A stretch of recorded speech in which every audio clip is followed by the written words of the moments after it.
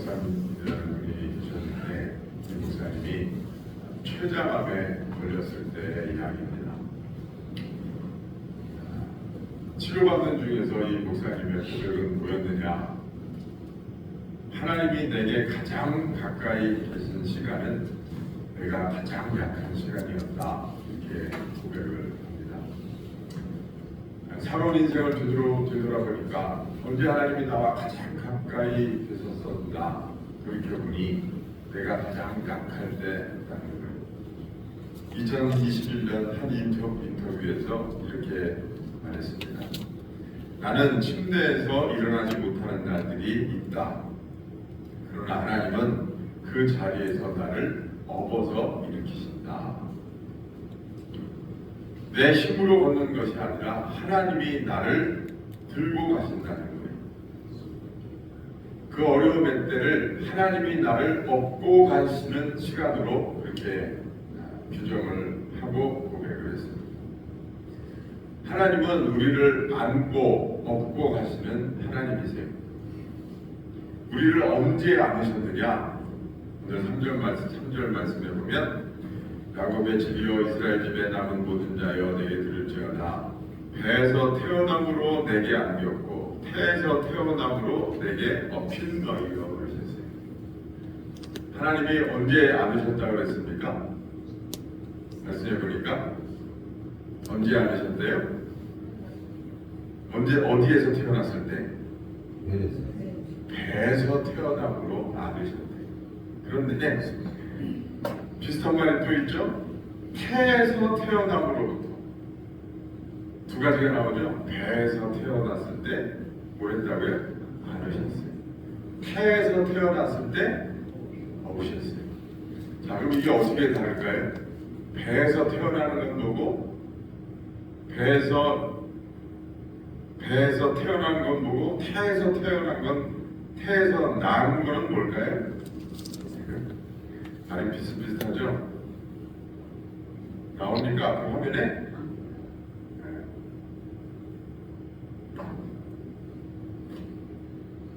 자, 배에서 태어남으로부터 이건 뭘 의미할까요? 이거는 잉태되는 걸 이야기해요. 배에 생겼을 때, 잉태했을 때. 그럼 태에서 남으로부터는 뭐예요? 태가 끊어지면서 출산할 때. 그렇죠? 그러니까 배에서 태어남으로부터 배 생길 때에 하나님이 나를 안으셨고 엄마 뱃속에서 나올 때부터 나를 업으셨어요. 그러면 언제까지 그렇게 하셨을까요? 4절 시작. 너희가 노년에 이르기까지 내가 그리하겠고 백발이 되기까지 내가 너희를 품을 것이다. 여기까지. 언제까지 그렇게 하신다고요?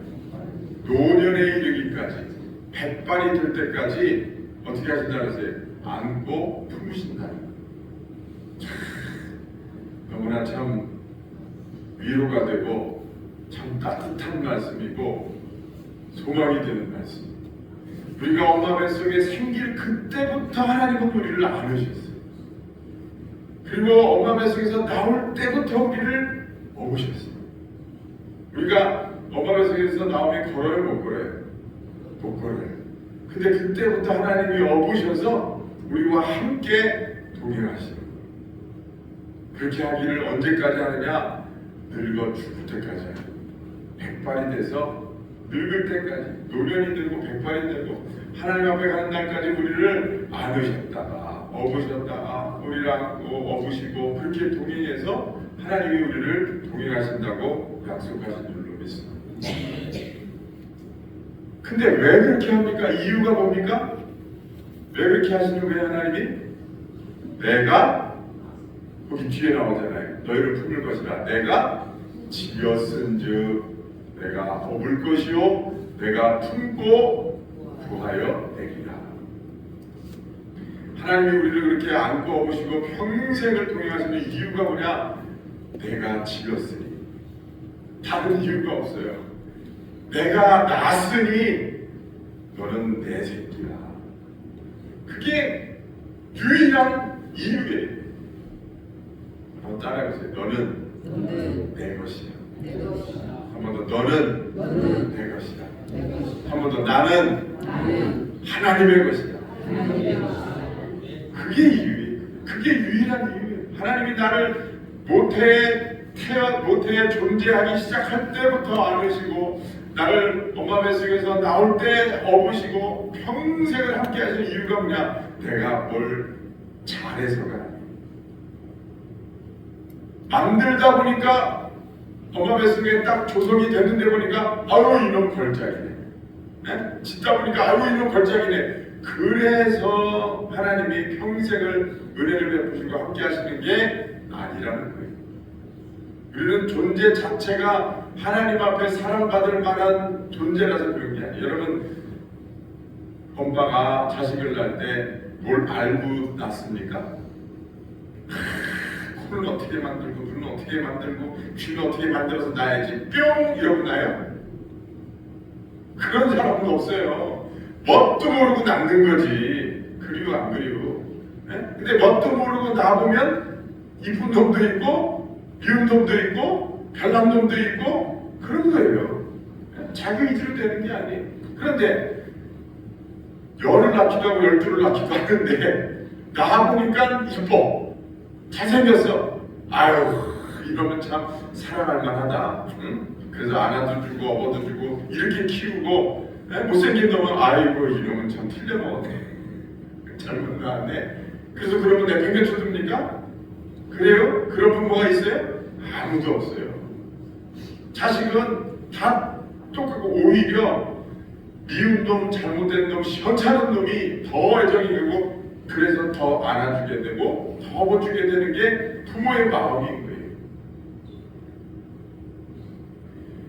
그러니까 하나님이 우리를 안고 업으시는 이유가 잘나서도 아니고 다른 이유가 있는 게 아니에요. 평생을 못 되쳐먹고 평생을 날 때부터 못생겼고 날 때부터 성격도 그러지가 않고 평생을 이상해도 내가 노년까지 머리가 백발이 될 때까지 너를 안고 너를 업어서 키우는 것은 내가 너를 지었습니다. 할렐루야. 내가 지었은즉 업을 것이요 내가 지었은즉 품고 구하여야 된다는 거. 여러분 품는다라고 하는 것은 어떤 그 짐승들의 그 새끼를 품는 그거를 묘사하는 거죠. 그죠? 어미는요 새끼를 품지 않습니까? 근데 그 야생의 동물들도요 새끼를 이렇게 품을 때는 자기 생존보다 그 새끼의 생명을 더 소중하게 해요.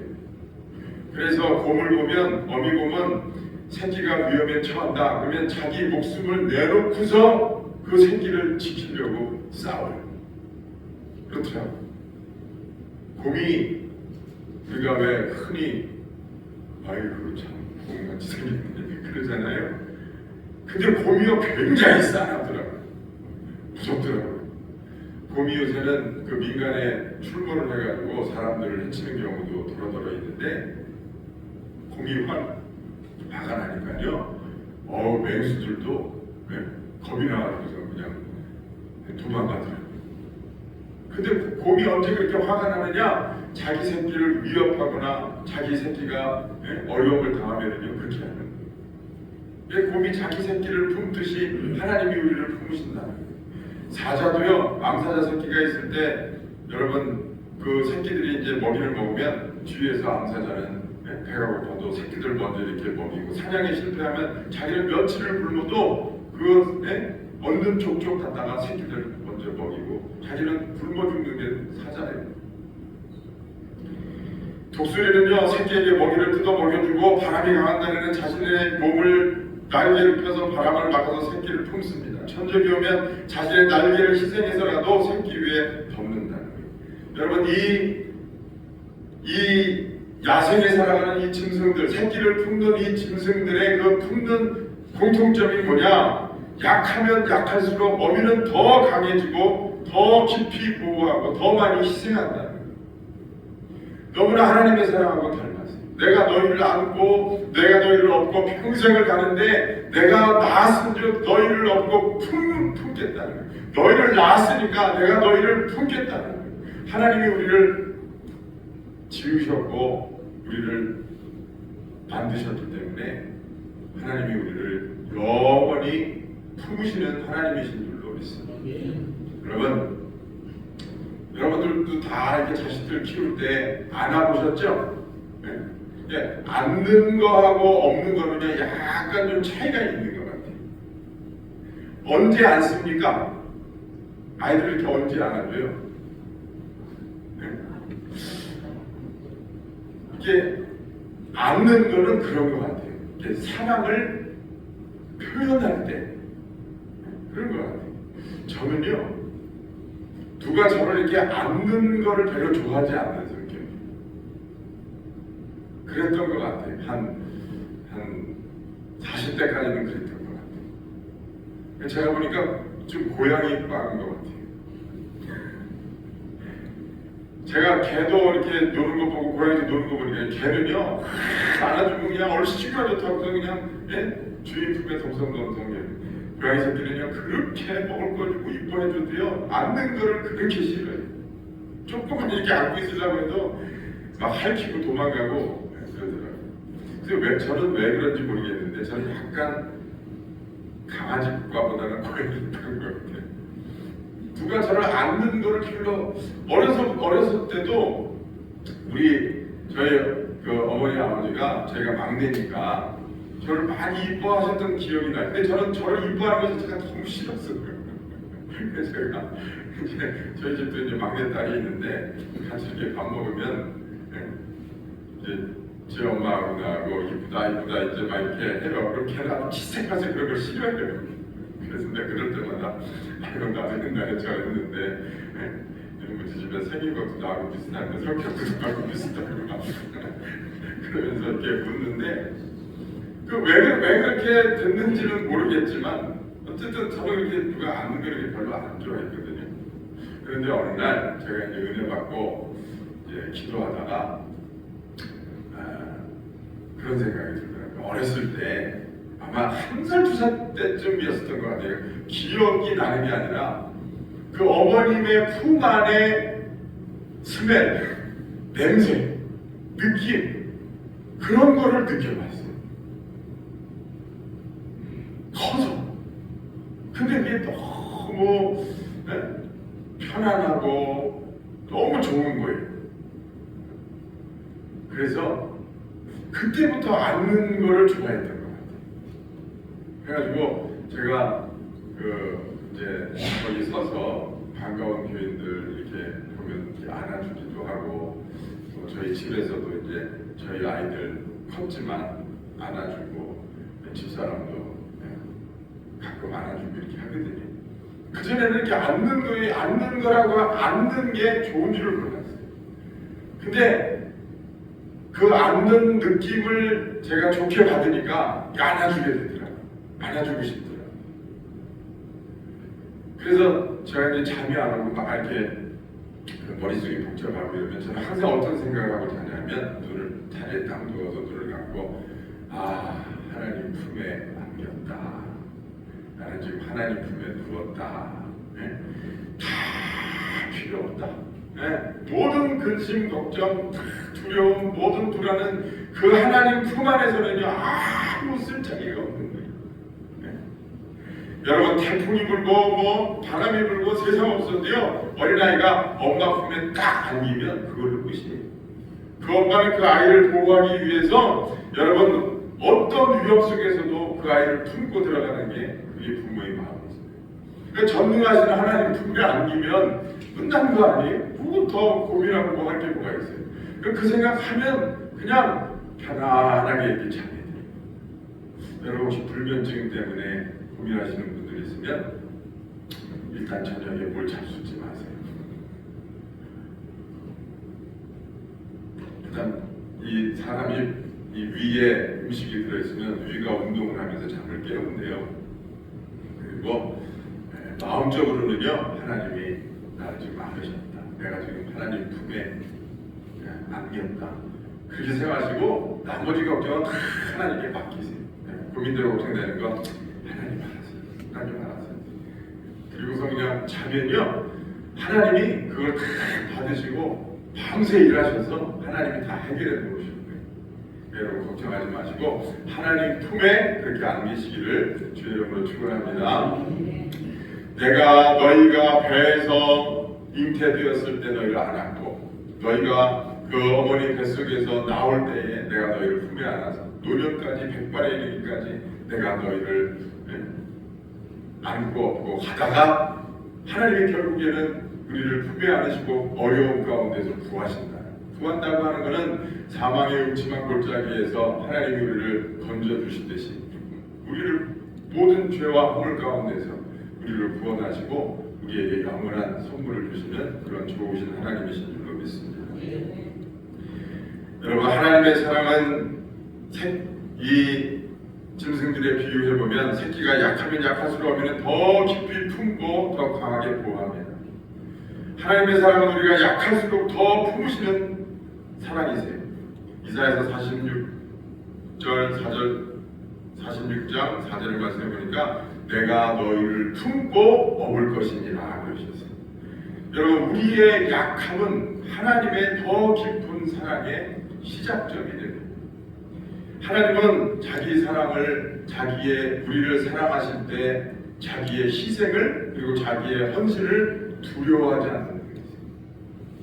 어미가 자기 새끼를 보호하기 위해서 자기를 희생하고 헌신하는 것처럼 하나님도 우리를 보호하시고 우리를 구원하시기 위해서 가장 큰 희생을 우리에게 보여주셨어요. 그 희생이 바로 예수 그리스도세요. 하나님은 우리를 안아주시는 하나님이세요. 인간은 누구나 약해집니다. 누구나 시간이 지나면은요, 늙고 병들고 인간은 누구나 약해져요. 저도 보니까요, 제가 이제 이렇게 약해졌구나 이렇게 말하면 그렇게 말하기에는 젊은 것 같아요. 그런데 약해진다고 하는 게 이런 거겠구나라는 느낌이 들어요.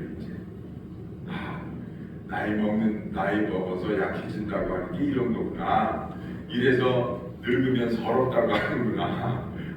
이래서 늙으면 제대로 일을 못하게 되는 거구나. 그런 느낌을 이제 받기 시작하는 것 같아요. 그래서 사람이라고 하는 게 세월의 장사가 없다는 말이 그런 말이구나. 아무리 힘이 세고 아무리 지혜가 있고 아무리 떵떵거리고 잘 살았어도 세월에는 장수가 없는 거예요. 시간 지나면 다 늙고 병들고 약해지고 그렇게 되는 거구나, 그런 걸 느낍니다. 그러나 여러분, 우리가 기억해야 될 게 있어요. 노쇠하는 거, 늙은 거, 그리고 병드는 거는 실패가 아니에요. 우리가 뭐 그렇게 하고 싶어서 했습니까? 그렇게 되는 거예요? 늙고 병드는 거는 실패가 아니에요. 그 말은 내 잘못이 아니다 이 말이에요. 그건 어쩔 수 없는 하나님이 창조하신 창조의 질서고 자연의 섭리예요. 여러분, 늙는 게 누구 탓이에요? 내 탓이에요? 하나님 탓이다. 그렇지. 오히려 내 탓이라는 말보다는 하나님 탓이라는 말이 정답이에요. 늙고 병드는 건 내 탓이 아니에요. 하나님 탓이지. 이왕이면 좀 천년 만년 살게 좀 만드는 것이지. 왜 이렇게 해가지고 시들고 시병들게 만드냐 말이에요. 근데 알고 보면 또 인간 탓이에요. 왜냐하면 죄를 안 졌으면 영원히 살 수 있었는데 아담 할아버지가 죄를 짓는 통에 그래서 늙고 병들게 돼요. 그러나 어쨌든 여러분, 아담과 하와가 죄를 진 것도 사실은 내 잘못이 아니죠. 그러니까 여러분, 늙고 병드는 거를 내 잘못인 것처럼 서러워할 필요는 없다 이 말이에요. 오히려 인간은 그 약해짐 속에서 여러분, 오히려 하나님을 더 의지하게 되고 우리가 믿음을 더 성장시킬 수 있는 그런 기회가 됩니다. 하나님은 약할 때 더욱 가까이 오시는 분이, 인간이 제일 약해지는 시점에 하나님은 가장 강하고 큰 사랑으로 우리에게 다가오십니다. 약함은 성숙을 잉태하는 은혜의 자유. 그러므로 여러분, 이렇게 늙으면 저도 이제 행동이 점점 느려지는 것 같아요. 행동거리가 점점 느릿느릿해지는 것 같아요. 여러분이 생각할 때는 아직도 목사님 젊으신데 왜 그러시냐 그러죠. 물론 저도 그러고 싶지 않아요. 근데 일단 앉고 일어서는 것 자체가 스피드가 느리고 돌아눕는 것도 스피드가 느리고, 집에서 집 준비하고 나오는데 20분이면 다 썼다 뒤집었다 다 하거든요. 근데 지금은요 40분 갖고도 안 돼. 그러니까 옛날 생각만 하는 거지. 나 30분이면 충분히 나 씻고 다 하고 나는 와가지고 5분 전 10분 전에 와서 기다렸어요. 해보면은요 아무리 빨리 해도 바빠 죽겠어요. 전에는 20분이면 했던 걸 지금은 한 40분의 시간을 가져야 돼. 나도 모르게 느려지는 거지. 그대로 몸만 느려지는 줄 아세요? 왜 몸이 느려지는 줄 아세요? 머리 회전 속도가 느려지는 거예요. 여러분, 이 사람의 뇌도 세포고 근육이거든요. 사람 근육이 다 이게 느려지고 무뎌지듯이 머리 세포도 그렇게 되거든요. 그러니까 이게 빨리빨리 안 움직인다고 하는 거는 생각도 빨리빨리 이게 움직여지지가 않아요. 그런데 누구 탓이에요? 누구 탓이에요? 내 탓은 아니에요. 내가 잘못해서 그러는 게 아니에요. 자연스러운 거예요. 자연스러운. 근데 여러분, 그 느려질수록 좋은 게 있어요. 이게 뭐냐? 느려질수록 하나님께 집중하기가 쉬워요. 젊었을 때는요, 사느라고 바빠가지고 아침 일어나면 뭐 그냥 뛰어다니고 저녁저녁 하느라고 뭐 하느라고 볼 생각 없어요. 그렇게 살잖아요, 되게. 근데 이제 느려지고 시간이 점점 이제 더디가고 이렇게 하면서 시간은 빨리 가지. 근데 우리가 여유를 갖게 되면서 우리가 하나님께 더 집중할 수 있는 기회가 됩니다. 여러분, 우리가 그걸 안 좋게만 생각하면 안 좋지만, 그러나 또 좋게 생각하면요, 그 안에서 우리가 하나님의 은혜를 발견할 수 있습니다. 그러므로 병상과 노년은 하나님이 영혼을 깊이 빚으시는 영적 황금기가 될 수 있어요. 서로 할 일이 아닙니다. 원망할 일이 아니에요. 그러므로 여러분, 나이 잡수신 성도 여러분들은 미래를 두려워할 필요도 없습니다. 하나님이 안으시고 오셔서 끝까지 백발이 될 때까지 안고 업고 가시다가 막판에 팽개치시겠어요? 네? 아휴, 천국문 앞에서 나 힘들어 못 먹었다. 그래서 천국문 앞에서 내려놓으시겠어요? 딴 데 가게 하시겠어요? 하나님이 택하신 백성은 이미 엄마 뱃속에 잉태될 때부터 하나님이 품에 안으셨다가 책임지시고 천국문에까지 하나님이 인도하시는 줄로 믿습니다. 그러므로 여러분, 우리의 마지막은 추락이 아니라 하나님 품으로 뛰어드는 거예요. 하나님 품으로 들어가는 거예요. 악의 구렁텅이로 어둠의 곳으로 우리는 추락하는 것이 아니라 우리의 마지막은 하나님 품으로 뛰어드는 거예요. 얼마나 여러분, 이 마지막 때 사실은 기다려지는 순간, 내가 이제 드디어 이 세상의 모든 환난과 풍파를 다 이겨내고 내가 이제 하나님 품으로 뛰어든다. 그게 성도의 죽음이.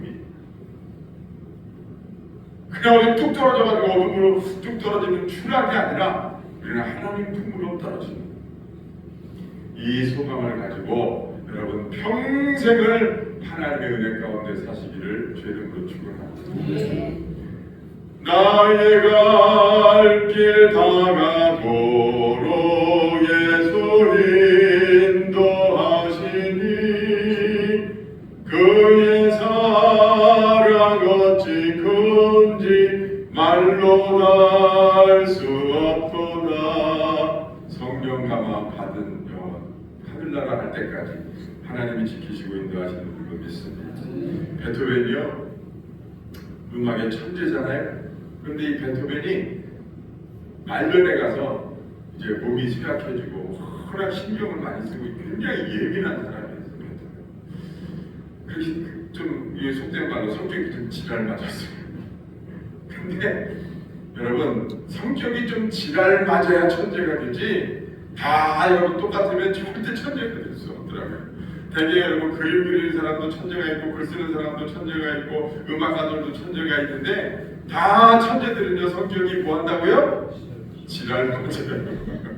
우리 청소년들도 지랄 문제예요. 근데 그러다 보니까 어떤 병이 생겼느냐? 안 들리는 거예요. 안 들려. 들을 수가 없어. 아니 음악가인데 못 들어요. 음악을 자기가 쓴 곡을 연주를 시켜놓고 자기는 못 들어. 그런데 그 어려움 속에서 뭐를 만들어냈느냐? 나인 심포니 합창곡 9번 베토벤이 지은 정말 5손가락 안에 꼽히는 명작품 중에 한 작품을 귀가 멀었을 때 만들어요. 저는 제가 한번 생각해봤어요. 가만히 생각해보면 아니 듣지 못하는 내 음악을 만들어? 그런데 이렇게 아름다운 음악을 만들어? 그렇게 일반적으로 생각할 수 있지만 더 곰곰이 생각해보면 아 듣지 못하기 때문에 오히려 더 완벽한 음악을 만들 수도 있겠다 이런 생각이 들어요. 여러분 우리가 꼭 본다고 하는 게 다 좋은 걸까요? 오늘 새벽인가 어저께 저녁인가 집사람이 TV를 보는 걸 제가 이렇게 잠깐 봤는데 뭐가 나왔냐면 그 짐승들 애완 뭐 이렇게 하는 그 짐승들 희한한 짐승들 그 프로가 있는데 아니 집에서 돼지를 키우는 집도 있더라고요. 애완돈 그냥 흔히 이렇게 돼지고기에서 키우는 거 말고 집에서 목욕시키고 맨날 뭐 털 깎아주고 뭐 이렇게 먹이고 이렇게 이뻐하고 살아가는 돼지가 있더라고요. 까막돼지인데 그 TV에서 보신 분 있으시죠? 있을 거야. 네? 근데 얼마나 사랑하고 이쁘게 키웠는지 돼지가 동그래. 동그란데 다리는 이렇게 짧아. 너무 먹인 거지. 너무 사랑스러우니까 너무 먹인 거예요. 그러니까 돼지가 굴러다니려고 그래 막. 근데 중요한 게 뭐냐면은 너무 먹여가지고 눈꺼풀이 이렇게 다 내려와가지고 눈을 못 떠요. 눈꺼풀이 다 덮어가지고 눈을 못 뜨고 얘는 잠잘 때도 눈을 감고 잠이 계속 눈을 감고 앞을 안 보는 거예요. 우리 생각에는 얼마나 불편할까 이렇게 생각되는데 걔는 그걸 좋아하더라고요. 그래서 주인이 또 의사 가가지고 억지로 눈을 막 이렇게 까뜨려가지고 좀 앞을 보라고 이렇게 막 눈을 까지는데도 걔는 안 보려고 그래요. 근데 그 안 보고 눈을 감고 있는 그 얼굴이 불편하고 불행한 얼굴이 아니 너무 편하고 너무 행복해 보여요. 근데 이렇게 막 눈을 까지면서 이렇게 바라봐라 걔는 이게 모든 게 편하고 좋은 거예요. 보는 것 자체가 힘든 거예요. 뭐가 눈안에 들어와서 이 데이터들이 시각을 통해서 이렇게 들어와서 생각하고 이렇게 해야 이게 살아가는 건데 그것 자체가 싫은 거예요. 그냥 보는 것 자체가 귀찮은 거예요. 보세요. 음악을 작곡을 했어요. 음악을 딱 작곡을 해가지고 이 곡이 어떻게 들려지냐를 사람들이 연주하는 것을 베토벤이 듣는다. 자기가 마음으로 그렸던 그 곡이 완벽할까요? 연주해서 듣는 곡이 완벽할까요? 네? 본인이 보시겠어요? 자기는 나름대로 그림으로 표현해볼게요. 그림을 멋지게 그리고 싶은 그림이 머릿속에 있어요. 그 그림이 머릿속에 있는 그 그림이 완벽할까요? 내가 실제로 그려놓은 그 그림이 완벽할까요? 머릿속에 있는 게 완벽한 거예요. 그 머릿속에 있는 것을 100% 현실에 나타나게 한다고 하는 거는요 거의 불가능하죠. 베토벤도 마찬가지였을 것 같아요. 내가 아름답게 만들어 놓은 곡을 비록 세상 사람들이 연주하는 그 소리로 들을 수는 없지만 자기는 그 아름다운 곡을 향한 그 끝없는 에너지, 끝없는 열정, 이게 눈이 귀가 멀었다고 이게 사라지지 않는 거구나. 그런 걸 알겠더라고요. 여러분 그걸 우리가 비교해 보면 그런 거예요. 우리는 하나님의 사랑과 하나님의 은혜의 역사를 항상 눈으로 보고 싶어요. 그렇잖아요? 눈으로 보면 잘 믿을 것 같아요. 그래서 예수님이 도마가 예수님을 못 믿으니까 예수님이 도마에게 나타나셔서 손가락을 만져봐라, 손을 만져봐라, 허리에 허리에 손을 넣어봐라. 그리고 뭐라고 하셨어요? 너는 나를 본고로 믿느냐? 안 보고도 믿는 사람이 뭐하도다? 복되도다. 그건 눈을 의지하는 거예요. 믿음이라고 하는 거는 눈과는 상관이 없는 거예요. 아니 보고 누가 못 믿어? 이 컵이다 믿어라. 이거 내 눈에 보이니까 믿죠. 믿음이라고 하는 거는 보이지 않는 것을 보는 것처럼 인식하고 확신하는 것이 믿음인 거예요. 그러니까 믿음의 세계는요, 눈을 의지하는 게 아니에요. 하나님을 향한 신뢰를 의지하는 거예요. 그래서 여러분, 베토벤이 비록 그 눈에 보이지 않는, 귀에 들리지 않는 어려운 상황을 만났지만, 그러나 낙심하지 않고 하나님을 의지하고 하나님과 함께 인생을 살았더니 하나님이 멋진 작품을 만들 수 있게 하시고 멋진 노년을 맞이할 수 있도록 하나님이 그렇게 하셨어요. 그러니까 여러분, 우리가 늙고 병든다고 하는 거는요, 우리의 육신이 늙고 병드는 거예요. 그러나 중요한 것은 우리 안에 속사람, 우리 안에 신령, 우리 안에 하나님과 교제하는 우리의 영혼은 여러분 겉사람처럼 늙지 않아요. 겉사람은 후패하지만 속사람은 날로 새로워지는 것 아니에요. 날로 새로워져. 그러니까 늙고 병드는 게 내 잘못도 아니고, 그것 때문에 낙심할 것도 없고, 마지막까지 가봐야 우리가 하나님 품으로 뛰어드는 것이고, 그렇게 보면 성도의 나이 먹는다고 하는 거는요, 참 기쁘고 복된 일인 거예요. 낙심할 일이 아니에요. 그러면 여러분, 여러분의 연륜을 부끄러워할 것이 아니라 하나님 앞에 그럼 그 연륜을 통해서 더 깊은 믿음의 사람으로 성장할 수 있는 기회를 삼고 하나님 앞에 영광 돌리는 삶을 사시기를 주의 이름으로 축원합니다. 3절 4절 다시 한번